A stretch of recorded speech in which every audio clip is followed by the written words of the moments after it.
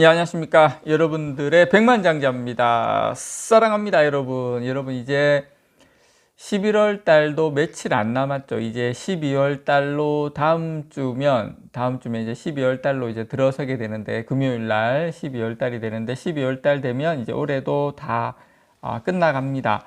개인적으로 다음 달부터는 삼성전자가 좀 박스권을 돌파하고 73,600원 돌파하고 좀 올라가기를 좀 희망을 해 봅니다. 개인적으로 좀 기대를 가지고 있는데 어쨌든 내년은 나쁘지 않다. 그리고 최근에 이제 댓글을 보거나 내용을 좀 보면 몇몇 분들께서 삼성전자가 SK하이닉스에 좀 뒤지는 거 아니냐, SK하이닉스의 최근 좀 힘든 거 아니냐. 물론 뭐 HBM 같은 경우에는 좀 그런 게 있습니다만, 제가 오늘 지금 시리즈는 당장의 시리즈는 아닌데 일단 제가 하나하나 기회 될 때마다 삼성전자의 기술력을 좀 여러분들께 확신시켜 드리는, 안심시켜 드리는 그런 영상을 좀 몇 개 준비를 좀 해봤습니다. 오늘 첫 번째 시간으로 낸드 플래시 쪽 이야기를 좀 드릴까 하고요. 예, 그 소식하고 좋은 또 뉴스 하나 시간 되면 같이 좀 전달을 드리도록 하겠습니다. 자, 일단 여러분 요게 요 이미지 보면 아이고 뭐 갑자기 또 뭐 아유 뭐야 이렇게 생각할 수가 있는데, 이 더블 스태킹의 개념도입니다. 더블 스태킹 개념도. 삼성의 자존심, 예, 더블 스태킹, 예, 요걸 좀 여러분께 설명을 좀 드릴까 하는데, 얼마 전에 삼성전자 반도체 뉴스룸에 올린 기고문에 이정배 삼성전자 메모리 사업부장 사장입니다. 이분이 이제 기고문을 올렸었는데, 9세대 V 낸드는 예, 더블 스택 구조로 구현할 수 있는 최고 단수를 개발 중이다, 이렇게 밝혔습니다. 지금 이제 다음번에 나올 게 이제 9세대입니다. 지금 현재가 8세대고.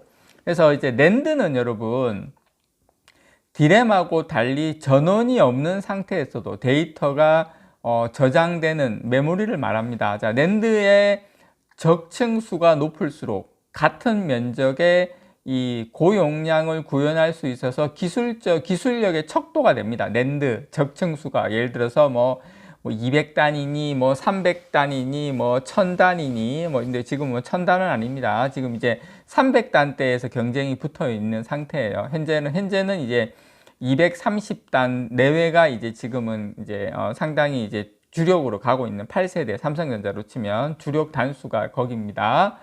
앞서 지난 8월 달에 SK하이닉스가 미국 플래시 메모리 서밋 2023에서 세계 최초로 321단 낸드를 공개를 하면서 본격적으로 300단 시대 경쟁에 불을 붙였죠. 제가 이 말씀을 드리는 이유는 낸드뿐만 아니라 다른 쪽도, 물론 HBM 때문에 지금 삼성의 어떤 그런 뭐 이미지에 약간의 좀 스크래치는 같지만, 요 낸드를 통해서도 다른 쪽도 힌트는 얻을 수 있다라는 거, 이렇게 말씀을 드리면서 SK하이닉스하고 달리 삼성전자는 구체적으로 본인들 낸드의 층수를 공개하지는 않았어요. SK하이닉스는 낸드 층수를 공개를 했죠.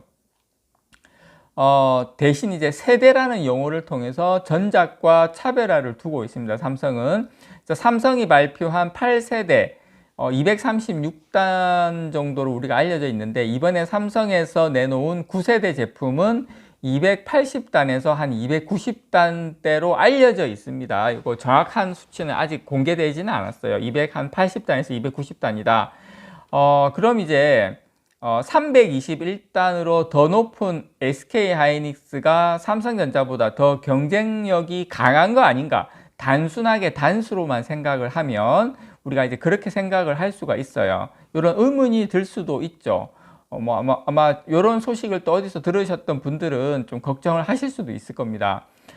이미 2달 전에 경쟁사가 더 높은 층수의 제품을 발표를 했는데, 삼성전자 쪽에서는 예, 우리는 지금 단수를 공개 안 하고 우리는 다음 세대야 라고 이야기를 했습니다. 자, 삼성이 여러분 첫 번째 이유, 삼성이 SK하이닉스보다 훨씬 월등한 첫 번째 이유는 더블 스택 구조입니다. 무슨 말이야, 더블 스택, 낸드 플래시 더블 스택 무슨 말이야, 이렇게 생각할 수가 있는데, 낸드 플래시 스택은 맨 위와 맨 아래에 있는 셀을 한 묶음으로 만들고 이를 조립하는 공정 방식을 말합니다. 아이고 어려워. 예, 쉽게 설명을 드리면 자, 121층, 예를 들어 120층 아파트가 있죠. 그 다음에 이걸 스택이라 그럽니다. 한 스택. 자, 110층 아파트 또 한 스택. 그 다음에 91층 아파트.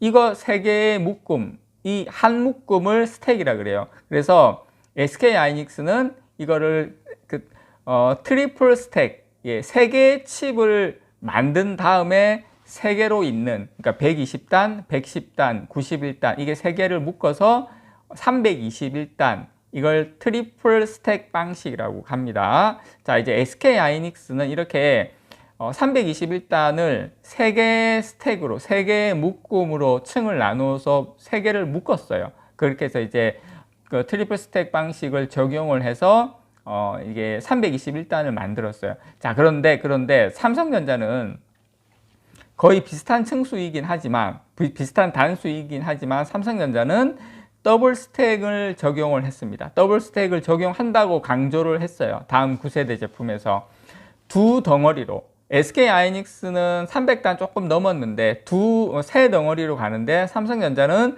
두 덩어리의 블록으로 300단 수준의 제품을 만들었다는 의미입니다. 엄청난 기술력의 차이가 있는 거죠.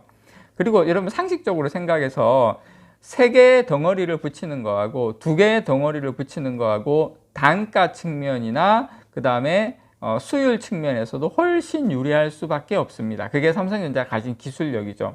물론 낸드에만 비단이 기술이 있는 건 아닙니다, 여러분. 자, 블록 하나당 들어가고 있는 층수가 타사는 100개에서 120개인데에 비해서, 자, 321단이면 대충 하나에 한 100개에서 120개를 3개를 묶은 거겠죠. 자, 삼성은 블록 하나당 들어가고 있는 층수가 130에서 140층 수준으로 밀도가 상당히 높아요. 왜냐하면 삼성전자가 더블 스태킹에서 거의 280에서 290단이 나오기 때문에 한 스택에서, 한 층수에서 블록 하나당 들어가는 그 삼성전자 층수가 최소 130에서 140층, 경쟁사는 100층에서 120층. 그래서 밀도가 삼성전자가 훨씬 높다는 뜻입니다. 그래서 이 트리플 스택에 비해서 2개의 스택만 서로 붙이면 되기 때문에 생산 시간, 그리고 공정수, 원자재를 대폭 줄일 수 있어서 원가 절감에 상당히 유리합니다. 이게 삼성 하는 이유가 여기에 있는 겁니다. 그래서 삼성이 자신감을 표현한 두 번째 이유는 바로 양산 시점이에요. 이것도 중요하죠. 자, 2달 전에 SK 하이닉스가 최초로 300단이 넘는 제품을 공개하면서 관심을 모으긴 했지만 양산 시점은 2025년이라고 밝혔습니다. 하지만 삼성전자는 이날 내년 초 양산을 위해서 동작 칩을 성공적으로 확보했다고 밝혔어요. 자, 내년 초입니다, 여러분. 내년 초. 삼성전자 2024년 초하고 SK 하이닉스는 우리는 300단 넘었어. 우리는 뭐 끝장났어. 321단이야. 근데 내용을 보면 트리플이고 거기에다가 양산 시점은 2025년이고 여기에서 큰 차이가 있는 거죠. 그래서 동작 칩을 확보했다는 것은 삼성전자가 내년 초 양산을 위해서 동작 칩을 성공적으로 확보했다고 했는데 요거는 양산을 위한 최종 준비가 지금 마무리 단계에 들어갔다는 의미입니다. 그래서 당초 삼성전자는 지난해만 해도 2024년 중 양산이 목표라고 밝혔었습니다. 하지만 이번 삼성전자 내부 게시판을 통해서 기고문에서 그 시점이 내년 초로 매우 당겨졌음을 강조한 겁니다. 그래서 SK 하이닉스보다 최소 1년 차세대 제품을 먼저 시장에 공급하게 된다는 셈입니다. 적어도 낸드 플래시에서는 삼성전자가 엄청난 수혜를 볼 수 있다. 자, 2024년도에 차세대 제품을 시장에 공급할 수 있는지는 메모리 반도체 기업에게 있어서 매우 중요합니다. 왜냐하면 시장조사업체 트렌드포스는 올해 4분기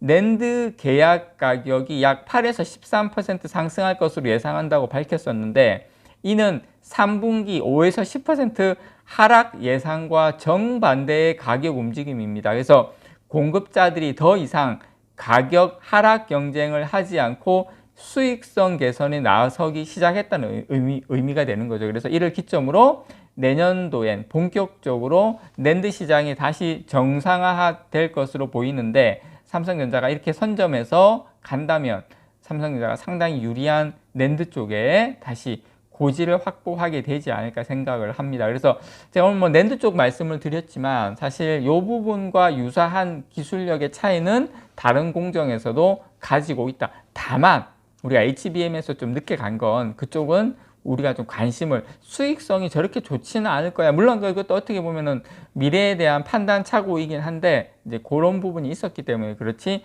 기본적인 삼성전자 가지고 있는 그런 기술적인 저력은 확실히 우위에 있다라는 거 다시 한번 말씀을 드립니다. 이상 여러분들의 백만장자였습니다. 사랑합니다, 여러분.